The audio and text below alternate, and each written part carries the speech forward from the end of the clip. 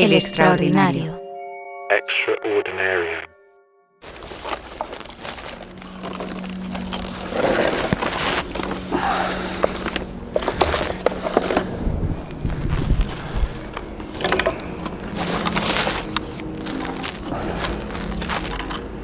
Noviembre de 2020.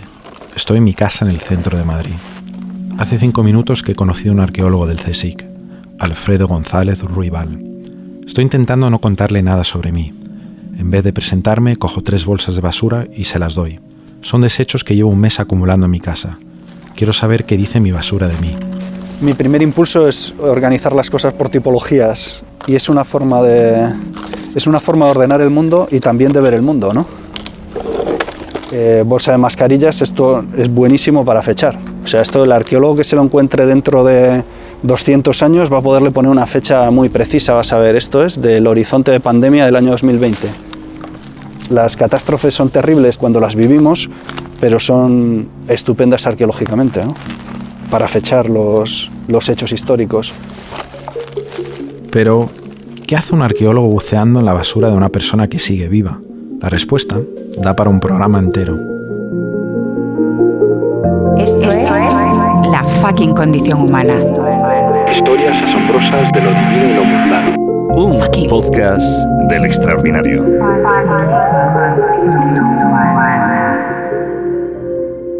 Cuando escuchas la palabra arqueólogo, ¿qué es lo primero que te viene a la mente? En mi caso, estoy totalmente condicionado por el cine. Me imagino hombres blancos vestidos de caqui y subidos en camellos, excéntricos cazadores de tesoros con séquitos enormes excavando en el desierto, o expoliándolo. Pese a los clichés, he conseguido entender que la labor de un arqueólogo consiste en reconstruir la antigüedad, a partir de los restos de nuestros antepasados. Pero hay algo que no sabía hasta hace muy poco. La arqueología lleva desde los años 70 produciendo estudios fascinantes sobre la condición humana contemporánea, desde preservar murales de los Sex Pistols hasta revelar la historia de un transexual iraní que murió en un terremoto. La arqueología se ha vuelto más experimental, más abierta a estudiar el momento presente. La disciplina ha cambiado muchísimo.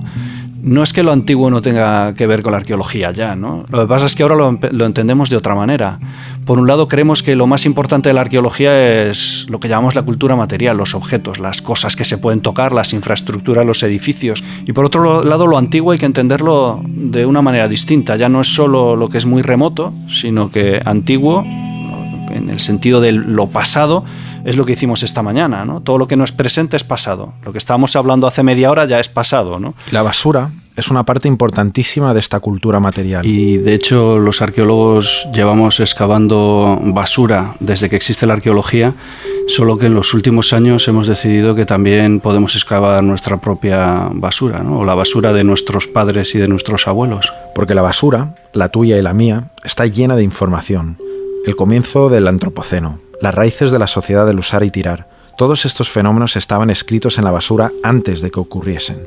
González Ruibal lo ha visto de primera mano. Bueno, el caso es que estaba limpiando el jardín de mi casa en Galicia y me di cuenta de que había basura.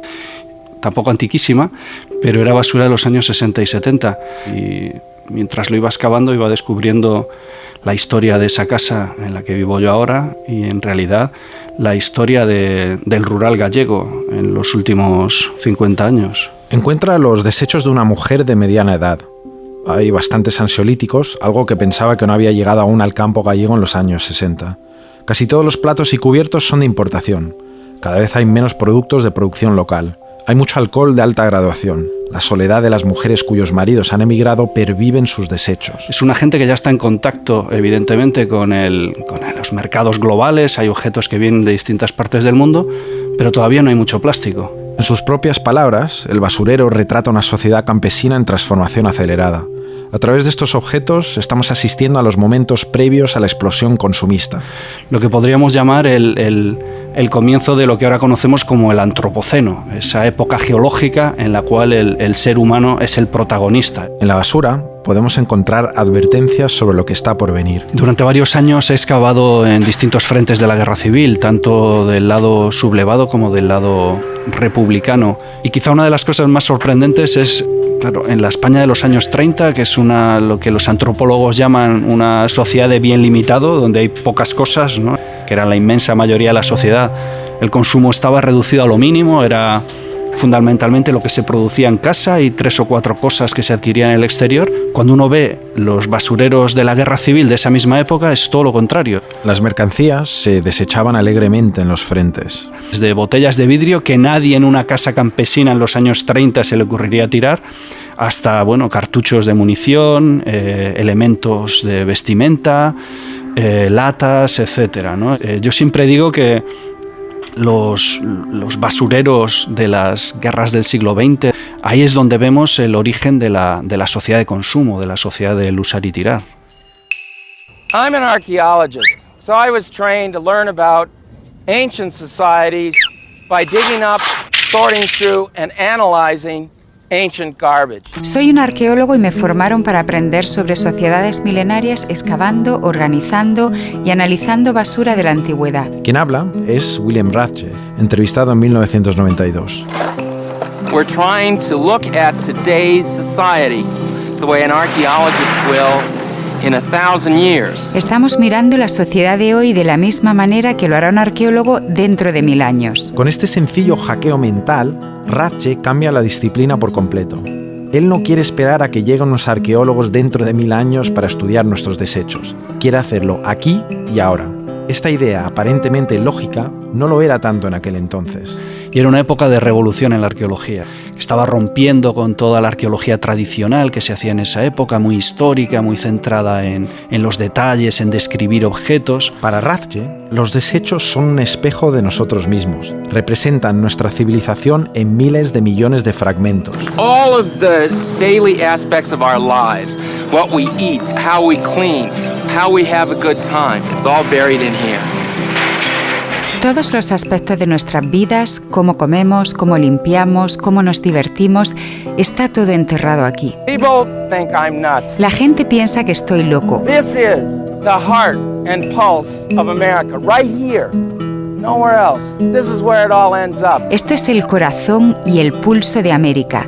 Aquí y en ningún otro lugar es donde acaba todo esto. A mediados de los 70, Rathje cierra acuerdos con el ayuntamiento de Tucson, Arizona. Quiere estudiar los cubos de basura de distintos barrios de la ciudad. Su equipo organiza y cataloga los desechos y empieza a llegar a algunas conclusiones muy interesantes. Encuentra que durante épocas de crisis económica se tira más la comida. Los supermercados inundan sus estanterías de ofertas. Eso lleva a la gente a comprar más de lo que necesitan. Esa comida acaba caducando y se genera más basura todavía. Descubre que los hogares comen más carne, comida procesada y alcohol de lo que dicen en estudios de mercado realizados en entrevistas. En esas mismas entrevistas se exagera el consumo de comida sana. Rathje revela una importante ley del comportamiento humano. Tenemos tendencia al autoengaño. Mentimos cuando nos preguntan sobre nosotros mismos. Pero ahora la comida es una forma de construir identidad también, de construir nuestro yo ideal. Hemos vuelto a mi casa en el Madrid de 2020 y González Ruibal sigue hurgando en mi basura.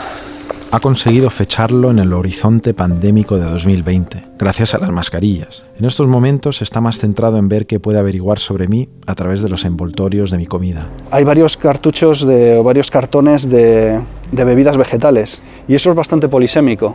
¿Qué significa los cartones de bebida de avena? Puede significar intolerancia a la lactosa, por ejemplo, ¿no? Otra posibilidad, hay mucha gente que no es intolerante a la lactosa, pero prefiere no tomar leche porque dice que le sienta mal. Ha habido una publicidad tremenda de consumo de bebidas no lácteas, ¿no? Otra posibilidad es que uno sea vegano. Ahora, las bebidas vegetales se encajan con el aceite de oliva, los yogures desnatados, ¿no? Estamos hablando aquí un estilo de vida. Es muy coherente el conjunto, ¿no? Refleja muy bien lo que el sociólogo francés Pierre Bourdieu llamaría un hábitus, ¿no? Que es una serie de actitudes, de formas de consumo, de gustos, ¿no? Que son coherentes entre ellos y que definen un determinado grupo social, ¿no? En todo momento, el arqueólogo evita leer los documentos que encuentra. no quiere contaminar su imaginación con información demasiado explícita. Un solo objeto por separado, salvo que sea increíblemente significativo, no nos dice mucho. Lo que tenemos que hacer es estudiar conjuntos de objetos. Por eso los arqueólogos insistimos mucho en que los saqueadores de yacimientos destruyen la historia, porque puedes tener una joya magnífica, una cerámica espectacular, pero si no sabes de dónde viene, pierdes mucha información. Es decir, en resumen, entonces la arqueología nos dice lo que realmente es, no engaña a nadie. Lo que tú tienes en tu cubo de basura es lo que eres realmente, ¿no? Por mucho que digas que tienes una comida, o sea, consumes comida muy sana, o que eres vegano, o que no tomas drogas, tu cubo de basura nos va a decir la verdad, ¿no? Tanto hablar de la basura me ha hecho recordar una escena de Mad Men que me dejó indignado. El protagonista de la serie, Don Draper, está pasando un día en el campo con su familia. Están tumbados sobre un mantel rojo y blanco. Detrás de ellos hay un Cadillac recién estrenado. A su alrededor hay una neverita y una cesta de mimbre. Su mujer Betsy Draper y su hija Sally juegan a las damas. La escena es una exaltación de la vida aspiracional de un padre norteamericano de los años 60. La familia nuclear feliz y sonriente, rodeada de productos de última generación. La misma vida que Draper, como publicitario, vende a los estadounidenses. Draper se levanta de pronto, toma el último sorbo de una lata de cerveza y lo lanza al césped. Deberíamos irnos para no pillar tráfico. Don pide a su mujer que compruebe si sus hijos tienen las manos limpias. No vayan a ensuciar la tapicería de su nuevo Cadillac. La señora Draper coge el mantel y vierte toda la basura al césped. Entra en el coche y se van. Y se quedan tan panchos. Menuda panda de cerdos.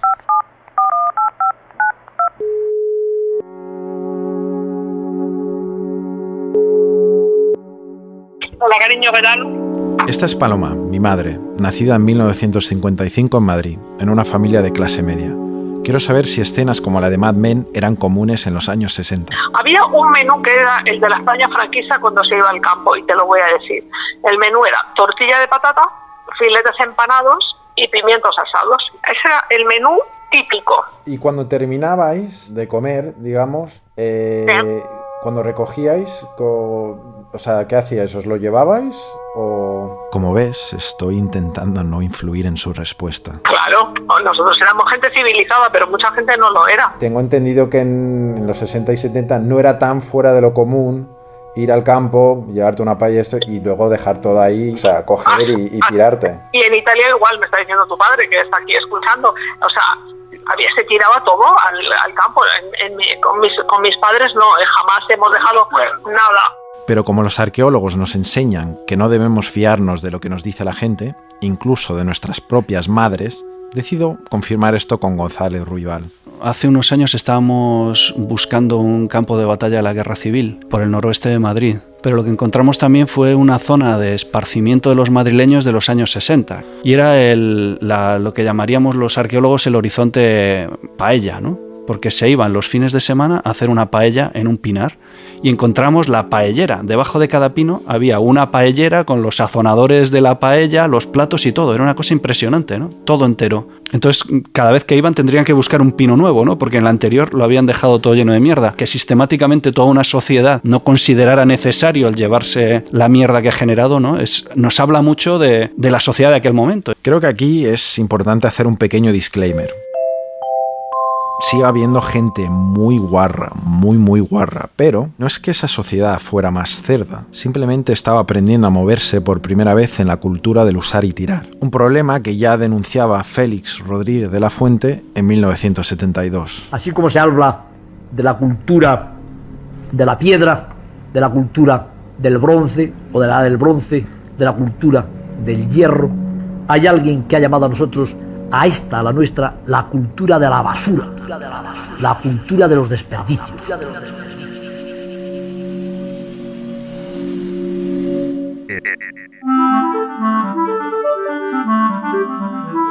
Estás escuchando La fucking condición. La fucking condición humana. La fucking condición humana.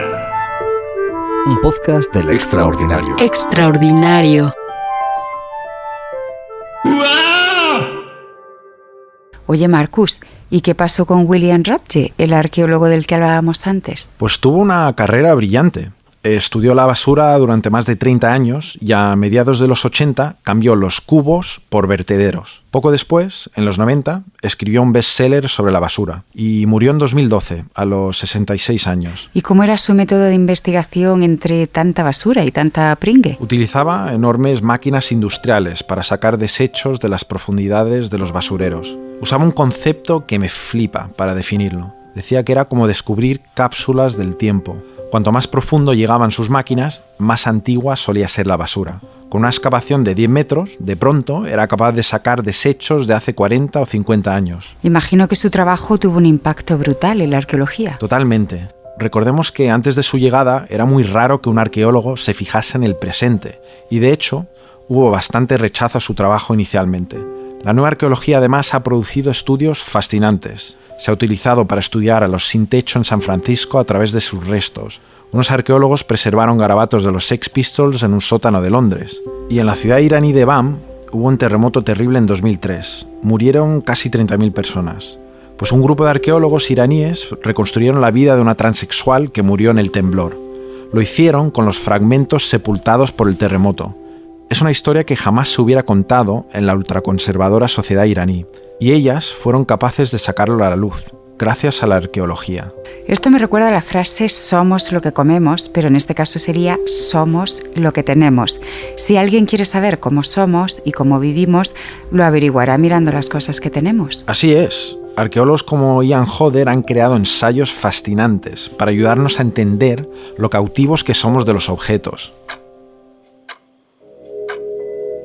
Imaginemos un salón con una mesilla. Encima se encuentran estos objetos. Un cenicero, una botella de whisky, un vaso, un crucifijo. Debajo de la mesa hay unos tacones. Cada persona tendrá una reacción distinta a estos objetos. Un alcohólico intentará beberse la botella de whisky. A un fumador le entrarán ganas de fumar al ver el cenicero. Alguien como Imelda Marcos, una coleccionista compulsiva de zapatos, se pondrá loca al ver los tacones. Un cura se quedará pillado con el crucifijo. ¡Padre! Con este sencillo ejemplo, Hodder nos revela las dependencias físicas, económicas, sociales y psicológicas que tenemos con las cosas.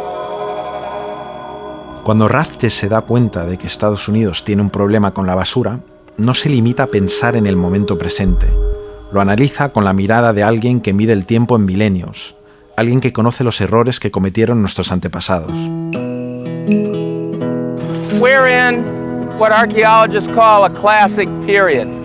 That means we're at our peak. Estamos en lo que los arqueólogos llaman un periodo clásico. Eso significa que estamos en nuestra cima. Everything's going great for us. Resources are pouring in, and we're wasting them at an incredible rate. Todo va genial para nosotros. Los recursos están llegando a raudales y los estamos malgastando a una velocidad increíble. Sooner or later, the resources dry up, and eventually they collapse. Antes o después, los recursos se acaban y se produce un colapso. Porque los arqueólogos saben que el pasado está lleno de advertencias, de mensajes que bien descifrados nos pueden ayudar a tomar decisiones a tiempo. Rathje estaba formado como mayanista. Su especialidad era la cultura maya, que es una cultura que de repente colapsa en el siglo IX y se va al garete, ¿no? Y se dejan de construir pirámides, se abandonan las ciudades y una sociedad extraordinariamente compleja acaba pues reducida a gente que vive en aldeas en mitad de la selva, ¿no? Rathje nos enseña que necesitamos gente capaz de tener perspectiva. En una era dominada por el cortoplacismo, la visión de arqueólogos capaces de cruzar el pasado lejano con el pasado contemporáneo se vuelve más urgente que nunca. Enciende las noticias, escucha las tertulias, mira las redes sociales. Casi todo está dominado por el aquí y el ahora. Lo que pasará dentro de 20, 30, 40 o 50 años no interesa. De hecho, hay una definición de la empresaria Esther Dyson que lo clava. En política, el tiempo se mide en una legislatura. En la moda, en una temporada. En las empresas, en un trimestre. En Internet, en minutos. Y en los mercados financieros, en milésimas de segundo. Y los arqueólogos saben que somos una pequeña mota de polvo en la existencia humana. Esa separación radical entre la antigüedad y el presente realmente no tiene sentido. Los pasados están mucho más presentes de lo que pensamos, ¿no? Y están mucho más mezclados y son mucho más diversos y múltiples. Lo que pasa es que hemos tendido a pensar, ¿no?, que vivimos en una especie de presente absoluto y que el pasado lo arrasamos continuamente, ¿no?, según va avanzando la historia. Acabamos este viaje en un antiguo campo de concentración de la posguerra, donde el pasado sigue con nosotros, por mucho que nos empeñemos en borrarlo. El campo de concentración de Castuera está en medio de un secarral en Badajoz y empezamos a excavar a principios de septiembre, estaba todo sequísimo. Estábamos excavando las letrinas del campo de concentración, porque las letrinas son sitios donde muchas veces van a parar muchos restos, mucha basura, ¿no? Se utilizan como vertederos. Y nada más empezar la excavación cayó una tormenta tremenda. Empezó a llover y se inundaron las letrinas. Y en ese momento vino un olor a las heces de las letrinas tremendo. Unas letrinas que se dejaron de utilizar hacía más de 70 años, en 1940, y de repente la experiencia que teníamos era como estar en esas letrinas en 1940, ¿no? Y creo que hay pocos ejemplos donde se vea más claramente que la barrera, la frontera entre el pasado y el presente no es tal como en ese momento, ¿no? Como en esa experiencia sensorial de verte asqueado por algo que pasó, asqueado físicamente por algo que pasó hace 70 años. ¡Wow! Menuda historia. Nunca pensé que la basura daría tanto juego. En la basura está casi toda la historia, todo lo que hemos sido y a lo que hemos aspirado. Es la historia de nuestros aciertos y de nuestros errores, y es una advertencia también para el futuro.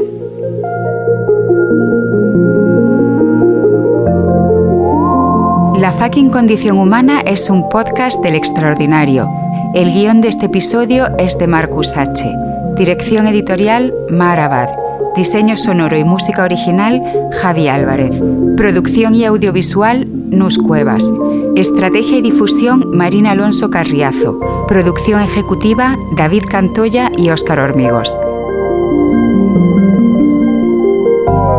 El Extraordinario tiene sus Jackmen en colección solo. Ellos ponen la gasolina y les cambian las ruedas para que la máquina vuele.